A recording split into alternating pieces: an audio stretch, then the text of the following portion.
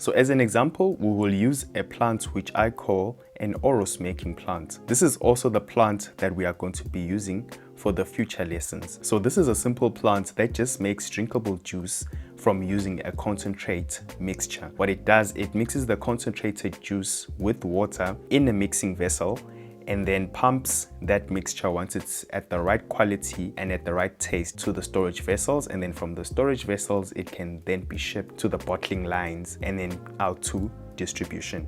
So we will have the plant with its appropriate instrumentation or field devices. The idea of process control is that this process needs to run automatically and produce this drink at the right temperature and taste. So your control system can deliver this if it gets the right inputs from your process and therefore produce the right outputs. Let's look at a more simple control loop to explain this concept.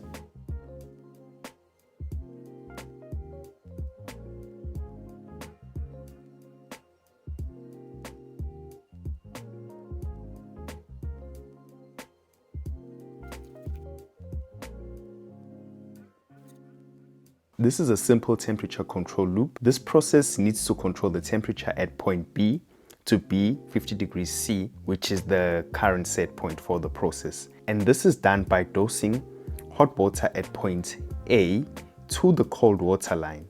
The control is achieved by regulating the amount of hot water that is dosed at point A. And the amount of hot water that is dosed at point A is regulated by the flow control valve. If the water at point B is too cold, then the control valve needs to open more, and if the water at point B is too hot, then the control valve needs to open less. So you could do this manually, like how you do when you use a shower, but we are engineers, we don't have time for that.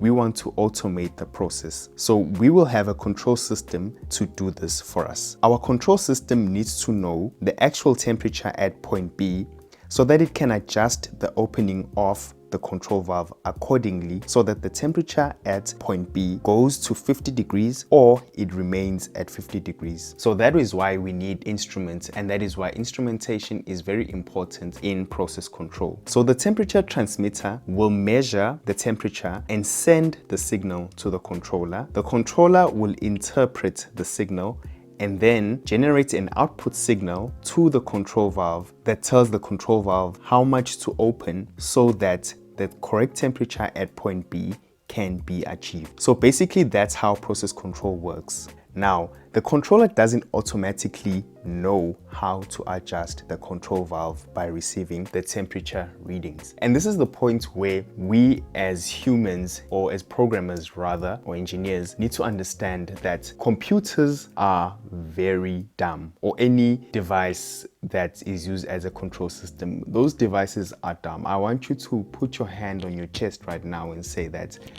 every computer is dumb. You are more superior than a computer. That's what I mean by that the controller does not automatically know what to do. And that's where we come in as engineers. So therefore, we need to write a program and load that program to our controller. The program will contain instructions that tell the controller what to do when certain temperature values are received. So basically that's what PLC programming entails. The basis at which the program is written, that is dependent on our scientific understanding of how this particular process behaves. So let's go back to our juice making plant to further explain this concept of instrumentation and process control.